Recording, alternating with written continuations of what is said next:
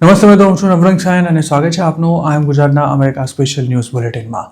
ગુરુવાર જુલાઈ 23ના સમાચારોમાં જોઈશું. ફાઇનલ રિમૂવલ ઓર્ડર આવી ગયા બાદ પણ અમેરિકા ન છોડનારા લોકો સામે ટ્રમ્પ સરકારે કઈ કડક કાર્યવાહી શરૂ કરી છે તેની વિગતો જાણીશું. શિકાગોમાં રહેતા એક અનડોક્યુમેન્ટેડ ગુજરાતીને ડિપોર્ટેશન બાદ કેમ સીધા ઇન્ડિયાની જેલમાં જવાનો વારો આવ્યો તેની માહિતી, અને છેલ્લે યુએસસીઆઈએસમાં અસાયલમનો ઇન્ટરવ્યૂ આપવા ગયેલા 2 ઇન્ડિયન ભાઈઓની કેમ આઈસ દ્વારા ધરપકડ કરાઈ તેની વાત આજના આ બુલેટિનમાં. ફાઇનલ રિમૂવલ ઓર્ડર ઇસ્યુ થઈ ગયા બાદ પણ જે લોકો અમેરિકા નથી છોડી રહ્યા તેમને ઘર ભેગા કરવા માટે હવે ટ્રમ્પ સરકારે એક નવું જ હથિયાર ઉગામ્યું છે. ન્યૂયોર્ક ટાઈમ્સના રિપોર્ટ અનુસાર સેલ્ફ ડિપોર્ટેશન માટે પ્રેશર બનાવવા સરકાર આડેધડ લોકોને $1.8 બિલિયન સુધીનો દંડ ભરવા માટે નોટિસ મોકલી રહી છે. DHSએ આવા લગભગ 1 લાખથી પણ વધુ અનડોક્યુમેન્ટેડ ઇમિગ્રન્ટ્સ પાસેથી લાખો ડોલરની ઉઘરાણી શરૂ કરી છે. એક ગુજરાતીને પણ હજુ લગભગ 2 મહિના પહેલા જ આવી નોટિસ મળતા તે દોડતા થઈ ગયા હતા. અમેરિકામાં કોઈ સ્ટેટસ વિના રહેતા ઘણા ઇન્ડિયન્સને પણ DHSએ આ પ્રકારની નોટિસ મોકલીને દંડ ફટકાર્યો છે. જેમને આ નોટિસ મળી રહી છે તેમની પાસેથી રિમૂવલ ઓર્ડર ઇસ્યુ થયા બાદ અમેરિકા ન છોડવા બદલ રોજના $998 લેખે દંડ ફટકારવામાં આવ્યો છે. આ દંડની વસૂલાત કરવા માટે સરકારે આક્રમક વલણ અપનાવતા પ્રાઇવેટ કલેક્શન એજન્સીને રોકવાની સાથે સાથે ટેક્સ રિફંડ પણ અટકાવ્યા છે, તેમજ લોકોના પગારમાંથી પૈસા કાપવાનું પણ શરૂ કરી દેવાયું છે. આ ઉપરાંત દંડ ન ભરનારા ડઝનબંધ ઇમિગ્રન્ટ સામે જસ્ટિસ ડિપાર્ટમેન્ટ દ્વારા કોર્ટમાં કેસ પણ દાખલ કરવામાં આવ્યા છે. ઇમિગ્રેશન લોયર્સના જણાવ્યા અનુસાર $1.8 બિલિયન સુધીની સિવિલ પેનલ્ટીની નોટિસ ઇસ્યુ થવાનું પ્રમાણ વધી રહ્યું છે. જે ઇમિગ્રન્ટ્સને આ નોટિસ મળી રહી છે તેમને સરકાર સીધી વોર્નિંગ આપી રહી છે કે અમેરિકા છોડો અથવા તો મોટું આર્થિક નુકસાન સહન કરવા માટે તૈયાર રહો. જે લોકો હ્યુમેનિટેરિયન વિઝા પર અમેરિકામાં લીગલ સ્ટેટસ પર રહે છે તેમજ વર્ક પરમિટ પણ ધરાવે છે તેમને પણ આ દંડ ફટકારવામાં આવી રહ્યો છે. કોર્ટના આદેશ બાદ પણ જો કોઈ અમેરિકા ન છોડે તો તેને રોજના $998 લેખે 5 વર્ષમાં $18,20,352 દંડ ભરવો પડી શકે છે. જેમને તેના માટે DHSની નોટિસ મળી રહી છે તે ઇમિગ્રન્ટ્સને CBP હોમ એપ દ્વારા પોતાની અનુકૂળતા પ્રમાણે અમેરિકા છોડી દેવા માટે પણ કહેવાઈ રહ્યું છે. સેલ્ફ ડિપોર્ટેશન લેનારાનો દંડ માફ કરી દેવાશે તેવો ઉલ્લેખ પણ આ નોટિસમાં કરવામાં આવ્યો છે. જોકે દંડની નોટિસ મળ્યા બાદ કેટલા ઇમિગ્રન્ટ્સ અમેરિકા છોડી ગયા છે તેનો કોઈ આંકડો ટ્રમ્પ સરકારે હજુ સુધી જાહેર નથી કર્યો. આમ તો આ કાર્યવાહીને કોર્ટમાં ચેલેન્જ કરવામાં આવી જ છે, પણ સરકારની એવી દલીલ છે કે જેને અમેરિકા છોડી દેવા માટે ઇમિગ્રેશન કોર્ટ દ્વારા કહી દેવામાં આવ્યું હોય તે અનડોક્યુમેન્ટેડ ઇમિગ્રન્ટ કોઈ પણ પ્રકારની રાહત મેળવવાને હકદાર નથી.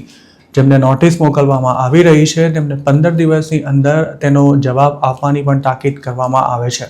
જોકે તેને ચેલેન્જ કરનારા ઘણા ઇમિગ્રન્ટ્સને વધુ કડક વોર્નિંગ સાથે બીજી નોટિસ પણ મોકલાઈ રહી છે, જેમાં એવી પણ તાકીદ કરવામાં આવે છે કે દંડ ન ભર્યો તો પ્રાઇવેટ કલેક્શન એજન્સીને આ કામ સોંપી દેવાશે, ફેડરલ કલેક્શન લિટિગેશન શરૂ કરાશે, તેમજ ક્રેડિટ બ્યુરોને પણ તેની જાણ કરવામાં આવશે, જેની સીધી અસર તમારા ક્રેડિટ રેટિંગ પર પણ થશે. ન્યૂ જર્સીમાં પ્રેક્ટિસ કરતા ઇમિગ્રેશન લોયર જ્હોન લેશાંકે આ અંગે ન્યૂયોર્ક ટાઈમ્સ સાથે વાત કરતા જણાવ્યું હતું કે આ ટ્રેન્ડ થોડા મહિના પહેલા શરૂ થયો હતો અને હવે તેનો વ્યાપ ઘણો જ વધી ગયો છે. જેમને નોટિસ મળી રહી છે તેવા ઘણા અનડોક્યુમેન્ટેડ ઇમિગ્રન્ટ્સ અમેરિકામાં પોતાનું મકાન, કાર તેમજ પોતાનો બિઝનેસ ધરાવે છે અને સરકાર એવો દાવો કરી રહી છે કે દંડની વસૂલાત કરવા ત્યાં તમામ સંપત્તિ જપ્ત કરી શકે છે. દંડની નોટિસ સામે અપીલ કરનારા જે ઇમિગ્રન્ટ્સના સ્પાઉસ કે સંતાનો US સિટીઝન છે તેમને પણ સરકાર કોઈ જ પ્રકારની રાહત આપવા તૈયાર નથી. આવા જ એક કેસમાં 2011થી યુએસમાં રહેતી એક મહિલા US સિટીઝનને પરણી હોવા છતાં પણ તેને DHSની નોટિસ મળી છે. આ મહિલાને 4 US સિટીઝન સંતાનો છે અને તેના પતિએ તેના માટે ગ્રીન કાર્ડની પિટિશન પણ ફાઇલ કરેલી છે. જોકે તેમ છતાં પણ તેને $1.8 બિલિયન દંડ ફટકારવામાં આવ્યો છે. અમેરિકામાં લીગલ થવાના પૂરેપૂરા ચાન્સ હોવા છતાં પણ આ મહિલાની વર્ક પરમિટ હાલ કેન્સલ કરી દેવામાં આવી છે, તેમજ તેનું ફંડ પણ સીઝ થઈ ગયું છે, જેને પાછું મેળવવા માટે હાલ તે કોર્ટમાં કેસ લડી રહી છે. DHSના ડેટા અનુસાર જાન્યુઆરી 20, 2025થી લઈને મિડ જુલાઈ 2026 સુધીમાં કુલ 1,03,000થી પણ વધુ નોન સિટીઝન્સને સિવિલ ફાઇનની નોટિસ મોકલી તેમની પાસેથી $84 બિલિયન ડિમાન્ડ કરવામાં આવી છે. જોકે જુલાઈ 16, 2026 સુધીમાં $84 બિલિયન ડિમાન્ડ સામે માત્ર $1.2 બિલિયન જ વસૂલાત થઈ શકી છે, જેનો સીધો અર્થ એવો થાય છે કે જેમને $1.8 બિલિયન ભરી દેવા માટે નોટિસ ઇસ્યુ કરાઈ છે તેવા કોઈ અનડોક્યુમેન્ટેડ ઇમિગ્રન્ટે અમેરિકાની સરકારને સિંગલ પેની પણ નથી ચૂકવી. આ નોટિસ મળ્યા બાદ અમેરિકાની સરકાર પોતાની પ્રોપર્ટી કે બિઝનેસ જપ્ત ન કરી લે તે માટે કેટલાક ઇમિગ્રન્ટ્સે પ્રોપર્ટી ડીડ્સમાંથી પોતાનું નામ કઢાવી નાખ્યું છે કે પછી પોતાની અસેટ્સને ટ્રસ્ટમાં ફેરવી દીધી છે. જોકે આવા ઘણા ઇમિગ્રન્ટ્સને આપવાનું થતું હજારો ડોલરનું ટેક્સ રિફંડ સરકારે સીઝ કરી દીધું છે અને દંડ ભરવા કે પછી અમેરિકા છોડી દેવા માટે તેમના પર સતત પ્રેશર કરવામાં આવી રહ્યું છે. જેમની પાસે અમેરિકામાં કોઈ સ્ટેટસ નથી કે પછી જેમને કોઈ પ્રકારનું ટેક્સ રિફંડ લેવાનું નથી થતું તેમને આ નોટિસથી કોઈ ખાસ ફરક નથી પડતો, પણ જે પોતાના બિઝનેસ લઈને બેઠા છે તેમના માટે આ કાર્યવાહી મોટું ટેન્શન બની શકે તેમ છે. તેવી જ રીતે દંડ ન ભરનારા લોકોની વર્ક પરમિટ કેન્સલ કરી દેવાતી હોવાથી તેમના માટે યુએસમાં લીગલી કામ કરવું પણ અશક્ય બની જશે. શિકાગોમાં રહેતા એક ગુજરાતી યુએસથી ડિપોર્ટ થયા બાદ હાલ ઇન્ડિયામાં જેલની હવા ખાઈ રહ્યા છે. 50 વર્ષના આ ગુજરાતી છેલ્લા 10-12 વર્ષથી ફેમિલી સાથે અમેરિકામાં ઇલીગલી રહેતા હતા. એવું પણ કહેવાય રહ્યું છે કે તેમણે અસાઇલમનો કેસ પણ નહોતો કર્યો. આ શખ્સને તેમના ઘરેથી પકડવામાં આવ્યા કે પછી સ્ટોર પરથી તેની કોઈ ચોક્કસ વિગતો નથી મળી. નજીકના લોકોએ જ આઈસને તેમની બાતમી આપી દીધી હતી અને ધરપકડ પહેલા એકાદ અઠવાડિયા સુધી તેમના પર વોચ રાખવામાં આવી હતી તેવી પણ ચર્ચા ચાલી રહી છે. હાલ તેમનો દીકરો વહુ તેમજ પત્ની અમેરિકામાં છે અને ત્રણેય ત્યાં ઇલીગલી જ રહેતા હોવાની આશંકા છે. અમેરિકામાં રહેતા ગુજરાતીઓનું માનીએ તો છેલ્લા 1.5 મહિનામાં મોટી સંખ્યામાં ગુજરાતીઓની ધરપકડ કરવામાં આવી છે, જેમાં ઇલીગલી રહેતા હોય તેમની સાથે સાથે વિઝા પર ઓવરસ્ટે થઈ ગયા હોય તેમનો પણ સમાવેશ થાય છે. હજુ ગયા અઠવાડિયે જ 25 વર્ષના એક ગુજરાતી યુવકને શિકાગો એરપોર્ટ પરથી અરેસ્ટ કરવામાં આવ્યો હતો અને હાલ તે આઈસની જેલમાં બંધ છે. સૂત્રોનું કહેવું છે કે અમેરિકાથી ડિપોર્ટ થયેલા અને હાલ ઇન્ડિયાની જેલમાં બંધ શખ્સ શિકાગો નજીકના એક ટાઉનમાં રહેતા હતા અને તે ઘરેથી બહાર જવા નીકળ્યા તે વખતે જ લગભગ તેમની કારને આંતરી લેવામાં આવી હતી. તેમના નામનો ફાઇનલ રિમૂવલ ઓર્ડર પેન્ડિંગ હોવાથી ડિપોર્ટેશનથી બચવાની કોઈ શક્યતા નહોતી, જેથી તેમણે કેસ લડવાને બદલે સામે ચાલીને જ રિમૂવલ પેપર્સ પર સાઇન કરી દીધી હોવાની પણ વાતો ચાલી રહી છે. લગભગ 1.5 મહિના સુધી તેમને જેલમાં રાખી ઇન્ડિયા પાછા મોકલવામાં આવ્યા હતા, પણ ઇન્ડિયામાં પગ મૂકતા જ તેમને જેલ ભેગા થવાનો વારો આવ્યો હતો. આમ ગુજરાતને મળેલી માહિતી અનુસાર મહેસાણા જિલ્લાના આ શખ્સના ટ્રાવેલ ડોક્યુમેન્ટ્સ શંકાસ્પદ જણાતા દિલ્હી એરપોર્ટ પર લેન્ડ થતાં જ તેમની ધરપકડ કરવામાં આવી હતી. જોકે તેઓ જે પાસપોર્ટ પર ઇન્ડિયા આવ્યા તે ફેક હતો કે પછી તે અમેરિકા ગયા ત્યારે તેમણે ફેક પાસપોર્ટનો ઉપયોગ કર્યો હતો કે કેમ તેની કોઈ ચોક્કસ વિગતો નથી મળી શકી. દિલ્હી પોલીસ તાજેતરમાં જ તેમને તપાસ માટે ગુજરાત લઈને પણ આવી હતી. અમેરિકાથી જે ઇન્ડિયન અનડોક્યુમેન્ટેડ ઇમિગ્રન્ટ્સને ડિપોર્ટ કરવામાં આવે છે તેમની પાસે જો પાસપોર્ટ ન હોય તો ઇમરજન્સી સર્ટિફિકેટ પર તેમને હોમ કન્ટ્રીમાં મોકલી દેવાય છે. ઇમરજન્સી સર્ટિફિકેટ પર અમેરિકાથી પાછા આવેલા ઇન્ડિયનનો પોતાના દેશમાંથી બહાર જવાનો કોઈ રેકોર્ડ ન મળે તો તેણે ફેક ટ્રાવેલ ડોક્યુમેન્ટ્સ પર દેશ છોડ્યો હોવાનું માની લઈ તેની સામે કાયદેસરની કાર્યવાહી કરવામાં આવતી હોય છે. તેવી જ રીતે જો ઇમિગ્રેશન ક્લિયરન્સ દરમિયાન રજૂ કરવામાં આવેલો પાસપોર્ટ શંકાસ્પદ કે પછી છેડછાડ કરાયેલો લાગે તો પણ મામલો પોલીસ સુધી પહોંચી શકે છે.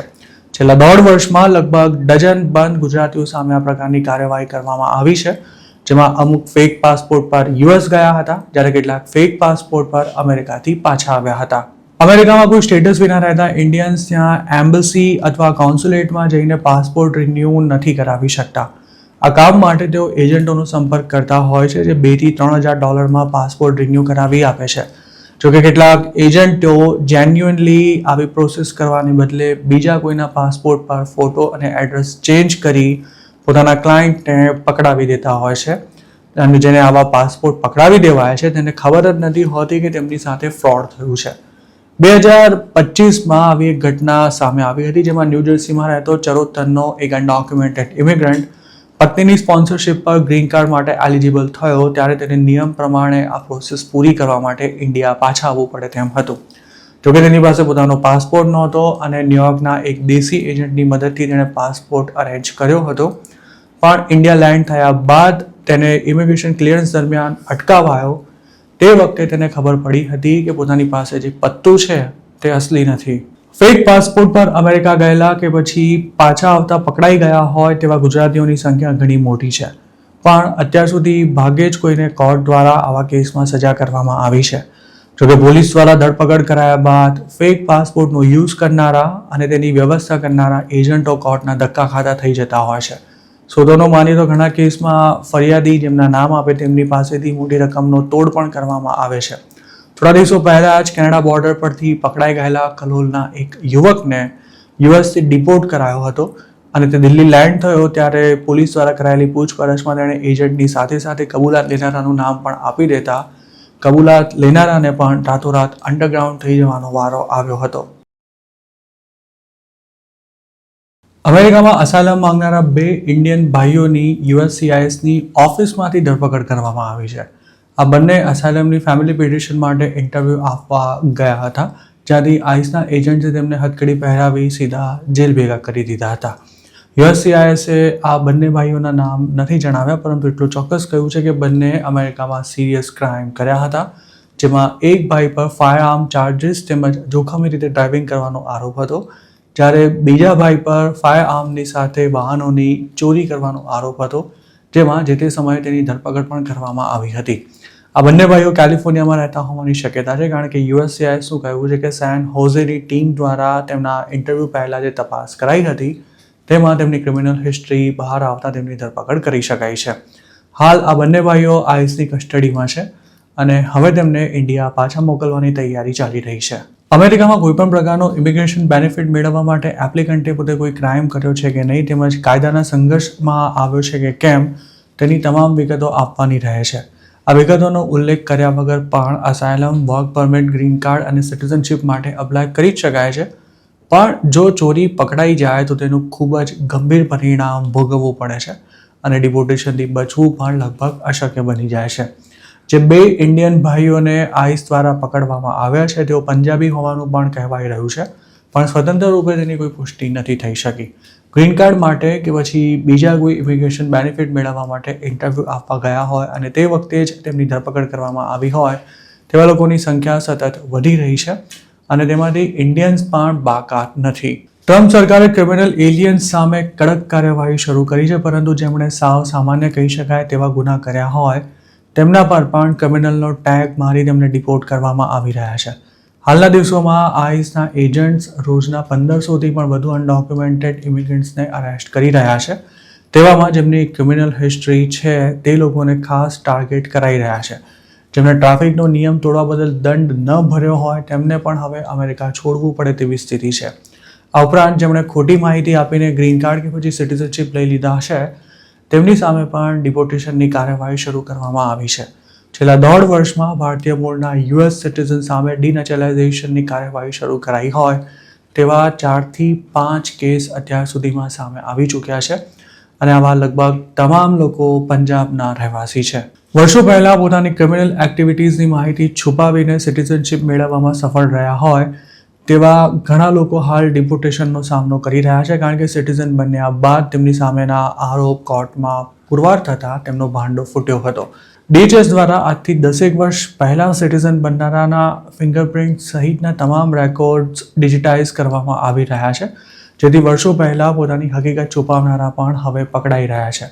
આવા કેટલાક કેસમાં તો ડિપોર્ટેશન ઓર્ડર આવી ગયા બાદ પોતાનું નામ બદલીને ફરી અસાયલમનો કેસ કર્યો હોય કે પછી બીજી કોઈ રીતે ઇમિગ્રેશન બેનિફિટ મેળવી US સિટીઝન બની ગયા હોય તેમની સામે પણ ડિનેચરલાઇઝેશનની કાર્યવાહી શરૂ કરાઈ છે. ટ્રમ્પ સરકારે જેમ આઈસના એજન્ટ્સને રોજે રોજ ઓછામાં ઓછા કેટલા એલિયન્સને પકડવાના રહેશે તેનો ટાર્ગેટ આપેલો છે, તે જ રીતે જસ્ટિસ ડિપાર્ટમેન્ટ માટે પણ ખોટી રીતે સિટીઝનશિપ લેનારા લોકોને શોધી તેમની સામે કાર્યવાહી કરવાનો ટાર્ગેટ સેટ કરવામાં આવ્યો છે. તો મિત્રો, આ હતા અમેરિકાના આજના મુખ્ય સમાચાર. આપને જો અમારી રજૂઆત પસંદ આવી હોય તો આ વિડીયોને લાઇક અને શેર કરવાનો તેમજ આઈ એમ ગુજરાતની YouTube ચેનલને સબસ્ક્રાઇબ કરવાનું ભૂલશો નહીં, કારણ કે માત્ર આ ચેનલ પર આપને મળશે અમેરિકામાં રહેતા ગુજરાતીઓ માટેના તમામ મહત્વના સમાચાર અને તે પણ આપની પોતાની ભાષામાં. આપ જો અમારી સાથે કોઈ ટિપ શેર કરવા માંગતા હો તો હાલ સ્ક્રીન પર દેખાઈ રહેલા WhatsApp નંબર પર પણ અમારો સંપર્ક કરી શકો છો. આપની ઓળખ ગુપ્ત રાખવામાં આવશે.